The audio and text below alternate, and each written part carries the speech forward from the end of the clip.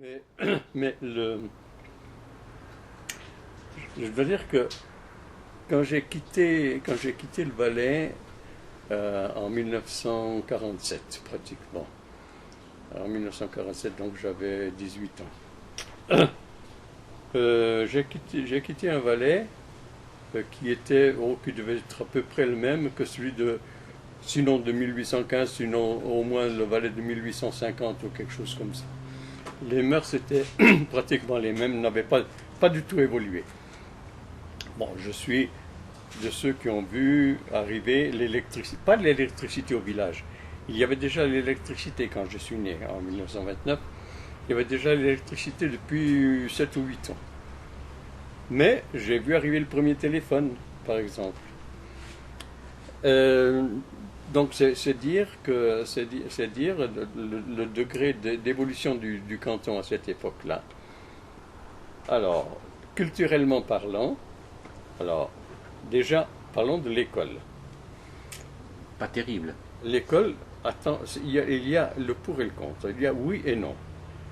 J'estime avoir eu un instituteur qui était excellent dans les limites que lui imposait le département de l'instruction publique. C'est-à-dire que, hormis le fait que chaque leçon commençait par la récitation du catéchisme le matin et l'après-midi la récitation d'un chapitre de la Bible. Hein, voilà. Donc ça, déjà, ça occupait l'esprit des enfants pas mal, parce qu'il fallait les apprendre par cœur. Ça, j'ai eu ça au collège, je te rassure tout de suite, dans les années 80. Encore? On commençait avec le paternoster en latin.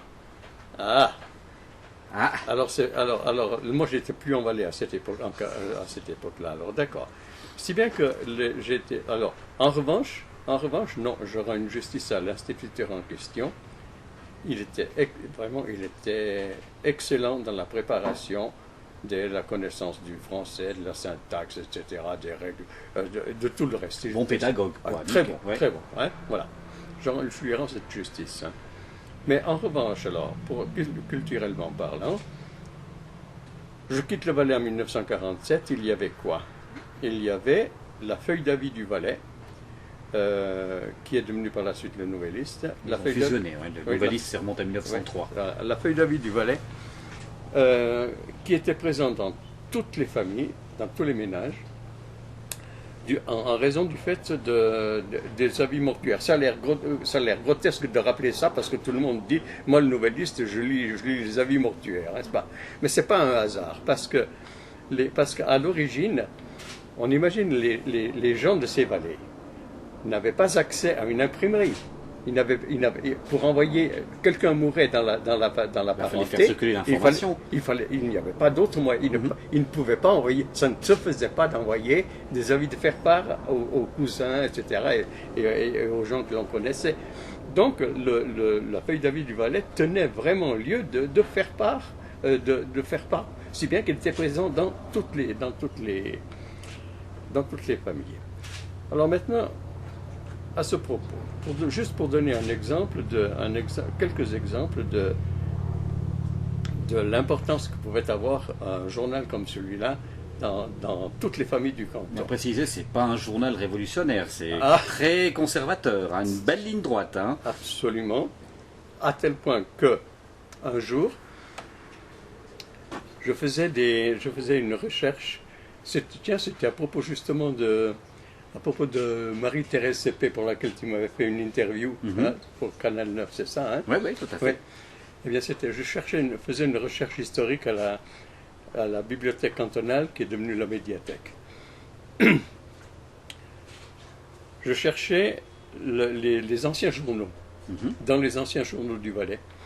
Évidemment, ça se passait en 1842, mais je suis tombé sur une feuille d'avis du Valais de 1927 ou 28 environ. Et qu'est-ce que je lis? Alors, la feuille d'avis du Valais, sur la première page, il y avait la partie qui était réservée c'était l'éditorial. Et c'était Monseigneur l'évêque, qui ce jour-là avait Son édito au complet. Son édito au complet. Et qu'est-ce que j'ai lu? ceci. C'était en période électorale. Les citoyens, il n'y avait pas de citoyennes puisqu'elles n'avaient pas le droit de vote à cette époque-là. Les citoyens du Valais doivent savoir que s'ils ne votent pas pour le parti conservateur catholique, ils s'exposent à l'excommunication. J'ai lu ça de mes yeux. S'exposer à l'excommunication. Alors ça, c'était à l'intention des radicaux, Évidemment. bien sûr. C'est eux qui avaient confié tous les biens de l'Église un siècle précédent. Il y avait quand même un petit contentieux. Hein. Et des socialistes, bien sûr. Oui. Voilà. Alors, l'excommunication, ça signifiait quoi? C'était terrible. Ça voulait dire, ta famille n'aura pas d'obsèques religieuses, déjà. Tu vas en enfer, en gros. Grosso modo, tu n'auras pas d'obsèques religieuses. Tes enfants ne pourront pas se marier à l'église, ne pourront pas être baptisés. Ça voulait dire ça. C'était énorme. C'était une menace épouvantable pour la population. Hein? Mais pour vous de lire ça, c'était le rêve. Oui, pour oui, toi, oui. d'abord, de Alors, y voilà. arriver. Alors voilà. Alors c'est bien que alors quand je suis parti en 1947, j'ai quitté ce Valais-là. Mais quand j'y suis revenu dans les années 1980, j'ai eu la surprise de retrouver le même Valais. Ça ne s'appelait plus La feuille d'avis, ça s'appelait Nouvelliste. Ça s'appelait le Nouvelliste. Et feuille d'avis du Valais. Voilà. Si bien que alors dans les mœurs valaisannes, eh bien, je parlais de l'excommunication et de la menace de ne plus avoir d'enterrement. Eh bien, je peux te dire que j'ai retrouvé exactement ce même immense problème quand j'ai eu l'idée de lancer cette initiative populaire pour un Valais laïque. Je me suis complètement trompé. Mais complètement trompé. Donc, à savoir, tu estimais que le Valais, en 2015-2014, avait bougé, qu'il y avait une volonté peut-être de changer certaines racines ou des bases, et puis non. Et je me suis trompé complètement. En fait, je me suis heurté à quoi? Je me suis heurté exactement à ce qui a fait que les radicaux et les libéraux des années 1828, 1830 et 1835 ils se sont trouvés devant ce problème-là. Pas d'obsèques laïques. Et j'ai compris l'importance que les obsèques avaient dans l'esprit des Valaisans. Hein, les obsèques religieuses. Je pense que la majeure partie de l'inconvénient auquel je me suis heurté avec cette initiative provient de là précisément. C'est la crainte, si on dit Valais laïque, on n'est plus enterré à l'église, et puis on n'a plus droit à une sépulture décente. Oui, parce que, voilà, exactement. Non, mais c'est grave. Non, mais je me permets de rigoler, parce que toi, tu t'es battu pour pas être enterré à l'église. Oui, bien sûr. Oui, bien sûr. Alors, en fait, l'histoire, le fait est là.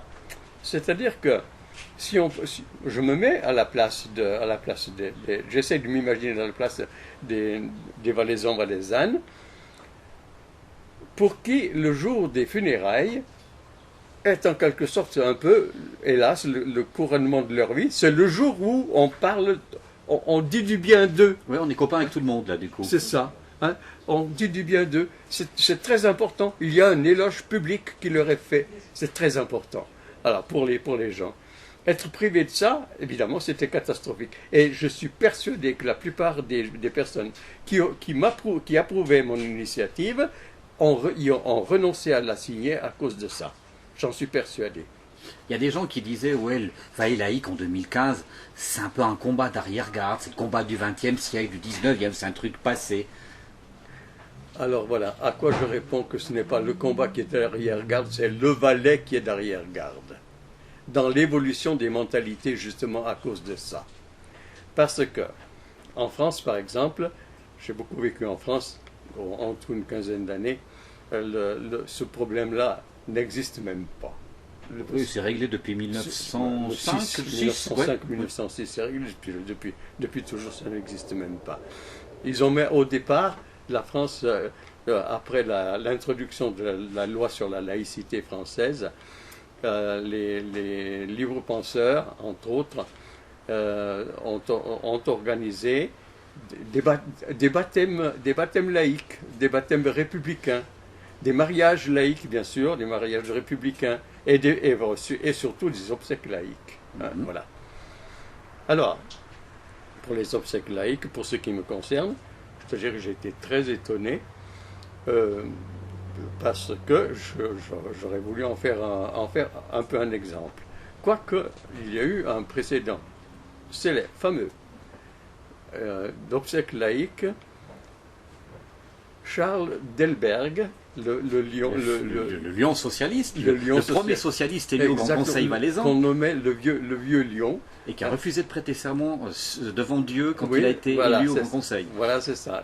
Justement, il y a eu le cas de Charles Delberg, que j'ai un peu connu parce que quand il venait faire ses discours en Inde, il mangeait chez nous. Alors, le Charles Delberg en question a eu, lui, des obsèques laïques à Sierre. Et ça, j'avais trouvé ça vraiment très, très positif, très courageux aussi. Hein. Donc, alors, pour ce qui me concerne, alors j'ai écrit à la commune de Nène en leur demandant, c'était pas seulement pour moi. Je leur ai fait valoir qu'il y a le tourisme qui s'est bien implanté dans la commune, qu'il y a des gens qui n'ont pas forcément envie de passer par que leur cadavre passe par l'église le jour des obsèques. Et en fait, ce qui se passe, c'est que les obsèques jouent vraiment la mainmise de l'Église sur les funérailles est la clé de son triomphe en Valais. Vraiment, c'est ça. Parce que à une certaine époque, je me souviens des funérailles de mon grand-père, de mes oncles et tantes, etc., même de mes parents. Les obsèques s'organisaient de cette façon.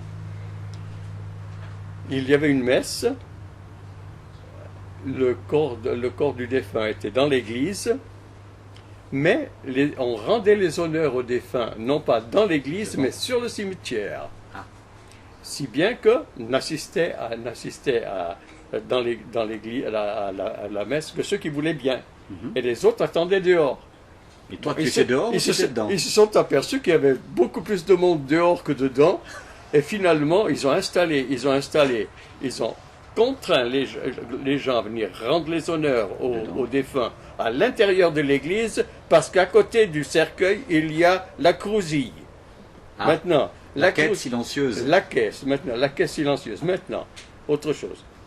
Tu passes à côté du corps du cercueil du défunt. Si tu ne mets pas d'argent, c'est une offense, pas seulement pour le défunt. Ça veut dire que tu te désintéresses du sort de son âme. Hein. C'est une offense pour le défunt, c'est une offense pour toute sa famille. Mais t'es un radin, en gros, ça veut dire ça aussi. C'est ça. Si bien que c'est un chantage bien organisé où tu es pratiquement contraint de venir rendre les honneurs aux défunts en passant par l'église et en payant. Voilà, toute l'explication est là. Et ensuite, on amène le cercueil sur le cimetière, et là, il n'y a que la famille qui assiste, disons, au moment où on met le cercueil dans le... Mais toi, tu t'es évité tout ça. Tu as écrit à la commune, c'est bon, c'est réglé. Tu as les garanties. Écoutez, donc, j'ai écrit à la commune pour leur demander qu'ils mettent à ma disposition, ainsi qu'à la disposition de toutes les personnes qui désiraient en faire autant, un local où on pourrait exercer, donc on pourrait organiser des obsèques laïques. Figurez-vous que ça a passé par le conseil communal, et le conseil communal de Nène a été d'accord. C'est une révolution, ça. Absolument. Il faut leur tirer un coup de chapeau, parce que c'est parmi les premiers qui le font. Mais absolument, j'en suis oui, vraiment. Je leur tire mon chapeau. J'étais très étonné que ça puisse marcher. Ou bien ils se sont dit, on dit oui à Narcisse, parce que sinon il va encore nous emmerder X fois sur Internet, il va écrire des billets, il va faire des articles, et puis on va passer pour des rétrogrades. Je n'étais pas dans la confidence, mais il y a beaucoup de chances que ce soit... Il y avait un peu de ça. Hein. Il y a un peu de ça, c'est possible, voilà. Alors, alors pour le reste, pour ce qui est de cette initiative Valais laïque, alors... Du déposer les plaques, ça fait quand même un peu mal, non? De se dire, j'avais besoin, c'était quoi, 6000 signatures 6 000. Hein. Et puis il n'y a pas 6000 Valaisans sur 300 000 qui sont d'accord avec le fait qu'on sépare clairement le religieux de la société. C'est pas qu'ils ne sont pas d'accord. C'est je ne veux pas dire que nous serions majoritaires, absolument pas, mais l'essentiel n'est pas là. D'abord, il y a le fait qu'une initiative populaire cantonale dont le but est une modification de la Constitution implique que les signatures soient validées par les communes. Mm-hmm. Et tout est là. Passe encore une grande ville, Sion, Sierre, Martigny-Monté. Passe encore ça. Ça veut dire qu'elles embêtent les communes pour valider, c'est ce que pas que ça embête les communes, mais les gens ne veulent pas qu'à la commune on sache qu'on a signé une initiative anticléricale pratiquement. Mm-hmm. Alors voilà, c'est ça. En dehors de toute forme de religion, toi tu avais des arguments économiques qui tenaient face à... On est dans une période, et Maurice Tourné qui va à Ecône le sait bien, on est dans une période où on doit économiser de l'argent. Là, toi tu t'étais basé sur certains calculs, les églises sont plus du tout fréquentées, 14% en gros, c'était ça de la population, il va encore, donc est-ce qu'on doit continuer à payer pour 14%? C'était un bon argument ça. C'était l'argument, mais